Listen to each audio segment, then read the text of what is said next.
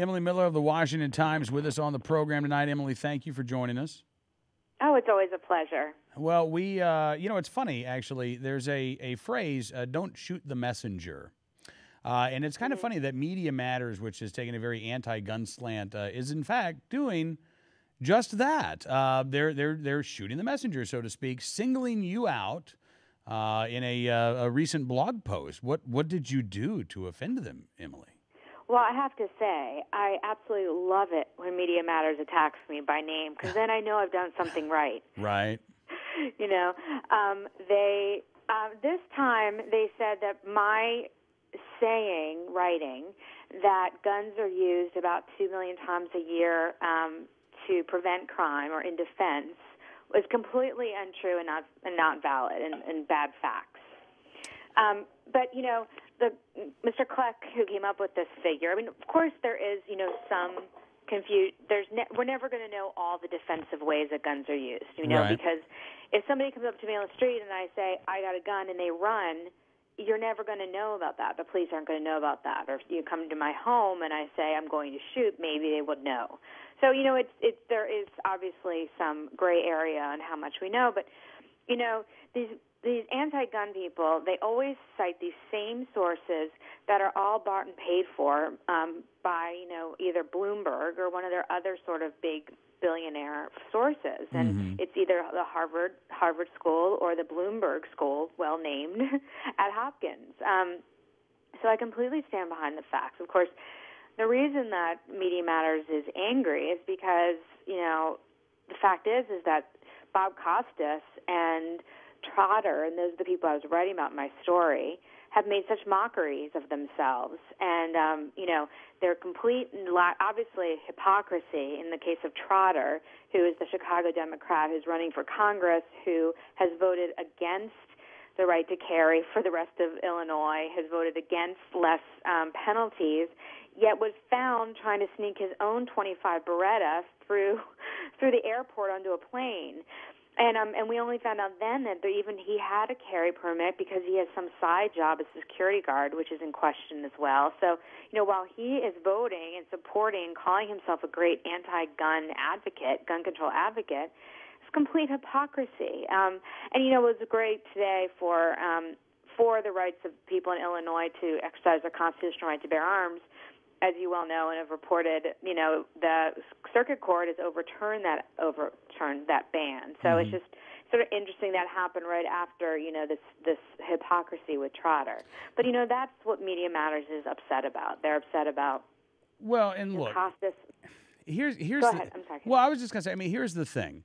You use the Gary Kleck number of 2.5 million defensive gun uses every year. Media Matters.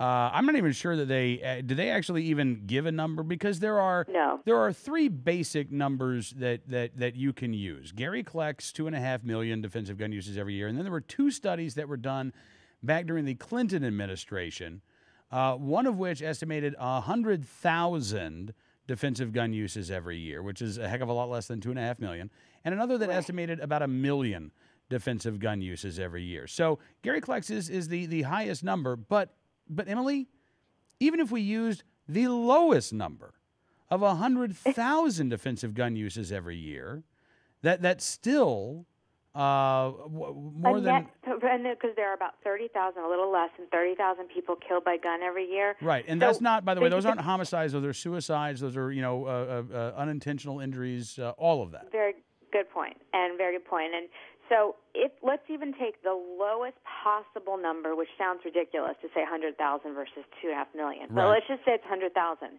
That's still a net of 70,000 people not killed because of the possession of a firearm. Yes, and I would say, and again, it's been a while since any of these studies, to the best of my knowledge, have been done. Since these studies have been done, we have seen more states adopt right to carry laws. The number of Americans who have right to carry licenses have increased from back in the mid-'90s. You had, maybe 2.5, 3 million people to now over 8 million Americans who are right to carry holders. That would indicate to me that the number of defensive gun uses in this country would be going up, not down. Of course. The gun ownership in this country, private gun ownership, as you said, is the highest in history. Crime rate is the lowest since the 60s, and accidental shootings are the lowest in the history of recorded studies. Right. So, I mean, Media Matters can say what they want, but those are the facts, and that's why they want to berate my facts. But facts are as they are. And, I think this ruling for Illinois is going to be very telling, especially also in the District of Columbia, where I've been fighting the carry laws. Mm-hmm. Crime is rising in D.C. Violent crime is up. Sexual assaults are up 57%. Assaults with a gun are up 20%. That's just this year. And as I keep writing, as long as the city council refuses to allow carry rights, there is no deterrent for the criminals to use guns against us. And, I think this ruling for Illinois is going to have to apply to D.C. I mean, I think at some point, all of this will get to the Supreme Court and it will be overturned. I mean, they will make it clear that we have the right to bear arms. But I think as somebody who lives in a city and I do not have the right to bear arms, I sure wish we had a way that just some percentage of the population could be carrying arms so that the bad guys don't know who is, and it stops them from just going around and raping and killing everyone. Well, that's the thing. I mean, you've got your ban on carry, but there is a certain segment of the population walking around with guns. They're the cops and the bad guys. And right. If you're best friends with a police officer and they can follow you around all day, good for right. you. But for most people, they do, as you say, Emily, the law-abiding folks. If the cops can carry guns in D.C. and the bad guys are carrying guns despite the law in D.C., why can't the law-abiding citizens carry firearms?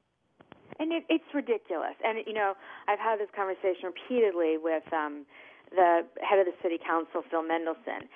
They're always their backup here. At least in D.C., it's different in Illinois, obviously. Mm-hmm. Their fallback position on why the D.C. does not have to abide by the Constitution is that because we have the president and the Senate, House, and Supreme Court here, it's a different scenario, so it would make it more easily for assassins to get to these people. Now, true.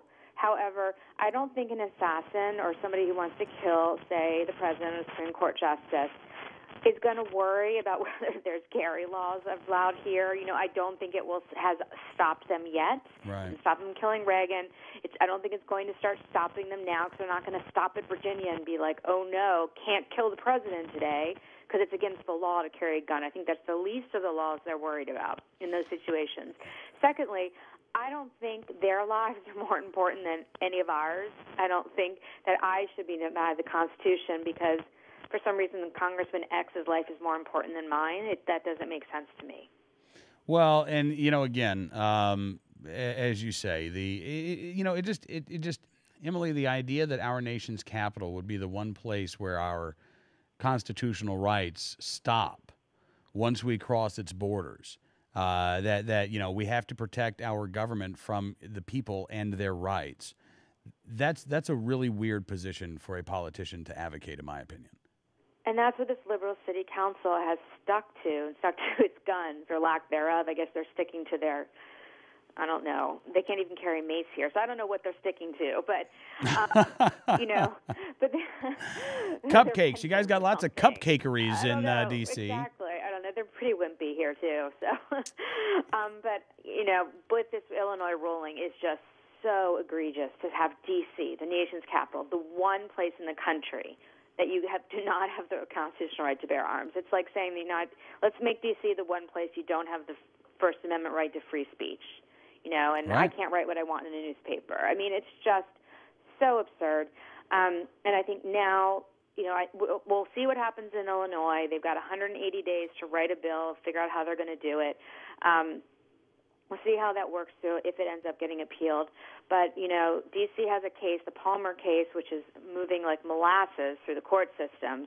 But that's the case that also the Second Amendment Foundation is funding with Alan Gura as the lawyer for it, which is trying to get the rights to carry passed in D.C. And, the liberal city council is just, they're, sticking their heels in the ground on this. Yeah, well, and I don't expect that to change anytime soon.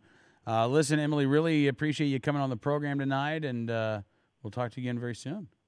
Okay, take care, Cam. All right, Bye-bye. Emily Miller of the Washington Times with us here this evening on Cam and Company.